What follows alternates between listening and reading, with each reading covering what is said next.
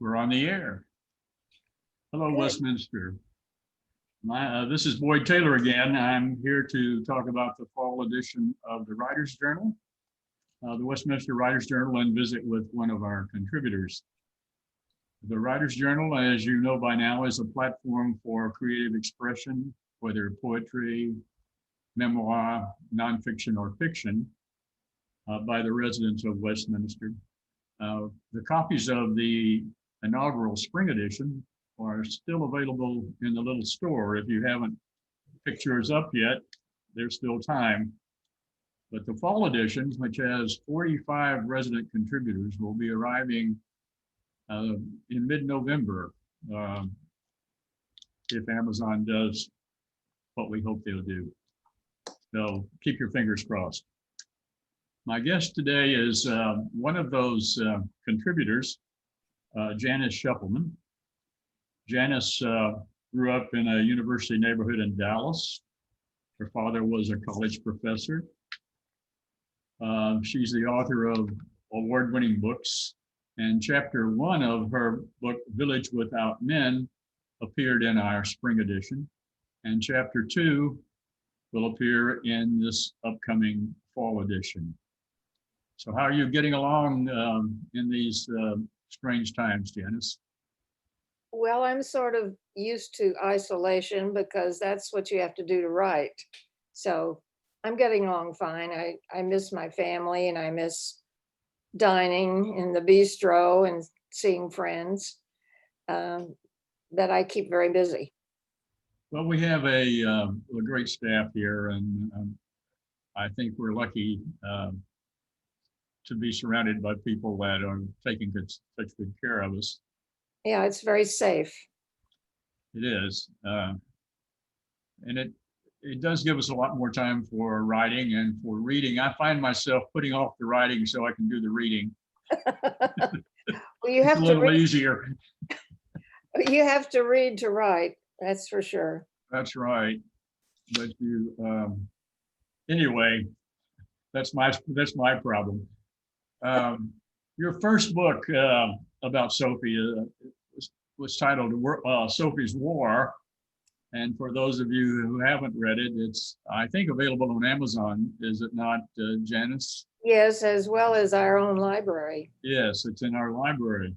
So tell me, Janice, what drew you to this character and to this time in Texas history? Well, it all started with my great-grandfather, who was a linen weaver in this small village of their state, Germany. And he was forced to immigrate to Texas in 1845 because automation was taking over the job of weaving. And the other thing was that he was not the eldest son, he was the second son. And in Germany at that time, the inheritance of land only went to the oldest son. So he had no options. Germany was running out of land, and Texas had plenty of it and was considered a paradise, at least in the advertisements. So he and his wife and young daughter left their estate and came to the hill country of Texas. And his story is the basis of my very first book, A Paradise Called Texas. And while I was researching German immigration, I discovered there was another wave of immigrants that came a little bit later in the 1850s. And they were not peasants or linen weavers. They were highly educated people who fled Germany when a revolution against King Frederick failed, and many of them would have been put in prison or worse. And they came to the hill country and Comfort, Texas, where my story takes place. During the Civil War, most of them were Unionists, and so they were persecuted. The men were hanged, the cabins were burned, and I was fascinated by this story. And so I wrote Sophie's War in the form of a young girl's journal, based on events in, it's a historical novel, but it's written like a journal. What years does Sophie's War begin before the Civil War, or at the It begins in at Christmas 1861, so the war had been going on since April before, and then it goes on until 1862. And then the sequel to this book, Village Without Men, takes it up in 1864. While the war is still going on, the war went on for 4 years. So I've really enjoyed the first 2 chapters. I'm up a little bit on our other readers because I've had a chance to read the manuscript for the fall edition, but they'll get a chance when it comes out. Would you read some for us from chapter 2? Yes, I will. And although we're calling them chapters, they're really journal entries. So if you've been hanging in suspense, you're about to find out what happens in Sophie's world now. Before I read, let me give you a little background in case you did not read the first one. It's 1864.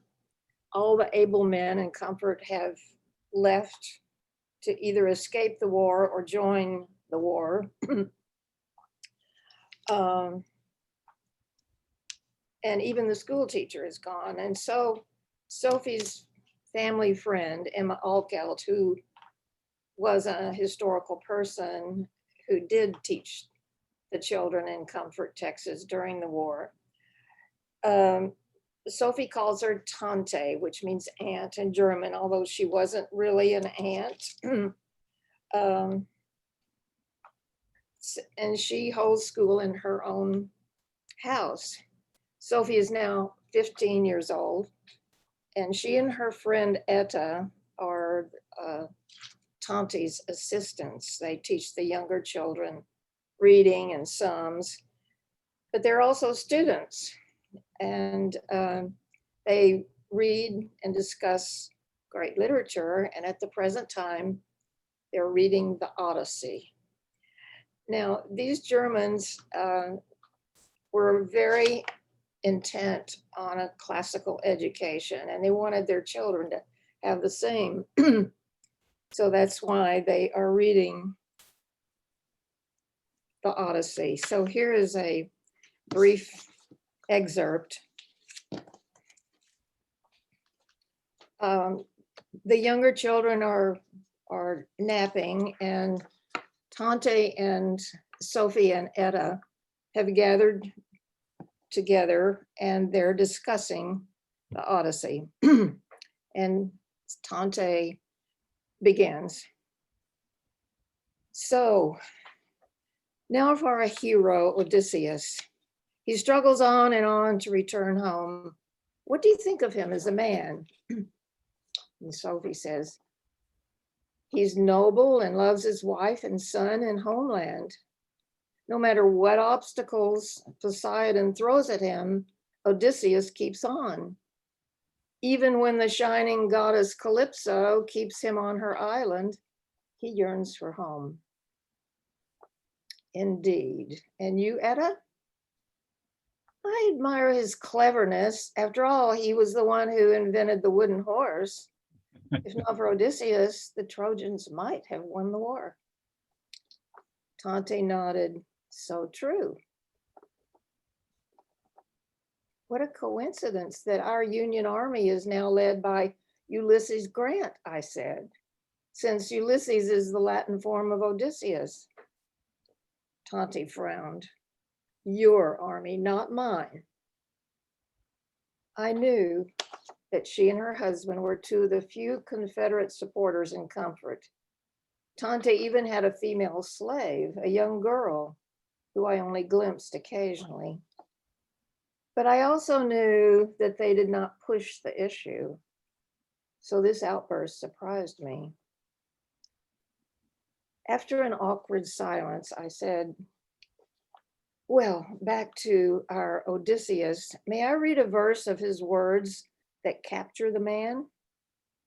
Bitte, Sophie, Tanti said with a nod. I read, but if so be that a god on the wine dark sea should o'erwhelm me, that will I bear, for I hold an enduring heart in my bosom. For ere this have I toiled full much, and much have I suffered, both on the sea and in war. But come what will, I can bear it. Etta shook her heads. Those words may capture the man, but they don't capture me. Who would say, for ere this have I toiled full much, and much have I suffered? The words are turned inside out. Tante nodded. Perhaps I can help, Etta. May I have the book, Sophie? I handed it to her, open to Odysseus' words. Homer was a poet, she began. He put words in a different order to keep a rhythm, which can make understanding difficult. Like the line you quoted. You would probably say, I've already worked hard and suffered a lot. But it wouldn't fit the poetic rhythm. It's not musical. Do you see? Yeah, Etta said. I could tell she saw but did not like. Well, like it or not, Tanti went on, those are heroic words that we women in Comfort, Texas must now live by. That was easy for her to say since her husband was out of danger in Germany. But what if come what will means Papa and Edward do not return? I am not Odysseus. I could not bear it. I wrote Edward a letter and included this verse, saying I hoped he, like Odysseus, would endure and return to me. Will the letter ever find him? That's lovely. Thank you. Thank Very you. much. The words are fairly, that section of the Odyssey are fairly meaningful right now too, I think, for all of us. Yes, yes. That's why you chose it, I suppose. So will we get chapter 3 in next year's journal? Or I understand that the book is at the editor now. Yes, it is. And yes, you will get chapter 3 or entry 3. After that, I'm not sure, but we'll see. The book won't be out until next year. But I think we'll keep on. Looking forward to it. So thank you for that. Oh, I meant to show you this. This is Sophie's War, the cover, just in case oh yes, you're looking for yes. it. Okay. There she is. Yes. Who did the picture? Oh, this portrait was painted by Tom, and he did it looking at a 12-year-old photograph of me. Because in writing this book, I really became Sophie. I see, yes. Well, And that's all in the author's note, everything about that portrait. thank you for sharing that. Speaking of Tom, your late husband, you also have a memoir coming out. Tell us about Bringing Up Boys with Tom. I will, and first I'm going to show you. Now the cover that I'm showing you is not, it's a proof. It's not exactly, but it's pretty close to what it's going to be.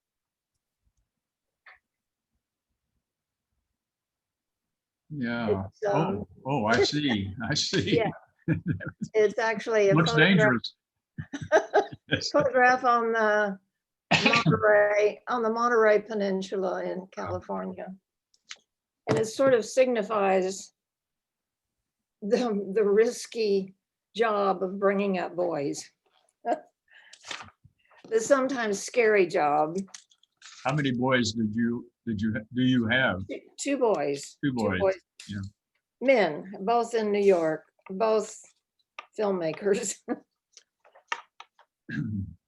Well, that's wonderful. Do I know any of their work? You might know Carl's first feature film is Looking for the Jackalope, which is available on Amazon, not Amazon. What am I trying to say? Not Netflix. Amazon Prime. Yeah, Amazon Prime. Yeah, for free. I will look for it. Yeah. Looking for the Jackalope. It's a story of a college reunion, and I think many people have experienced going back to a college reunion in the hopes of meeting again with some old love. Anyway, that's what it's about, nostalgia. And the theme of the film is nostalgia can take you down the wrong road. So this memoir then covers their boyhood, your son's childhood? Or, yes, up to when they departed to college. Yeah. So what do they think about it? They've only seen the manuscript. I mean, this book will be available next month, but they haven't seen the final copy yet. But they've seen but they approved of the manuscript. I had to take out a few things, such as when they lost their virginity. All right. Good for them. And you're also working on a screenplay. Well, I am, and that is amazing even to me, because I've never tried it before, and it's a whole different road to telling a story. Why did you try it now? Why did I try it? Yeah. Well, because I needed a new project, and also because when I write, it's very visual. I write from pictures in my mind, and I thought, well, Sophie's War would really make a good movie. Why don't I turn it into a film script? So I'm in the process. I don't know if it'll ever see the light of day or the darkness of a theater, but I'm challenged. So did you get professional advice from your sons? I got some, yeah. But they've got their own projects and they don't want to be editing mine. But I did get the software that helps you format it so it looks like a professional screenplay. So how do you communicate in a screenplay? I've never. How do you communicate what you're seeing, what you're describing in a book? You can't just write down the description and so much of a novel is descriptive.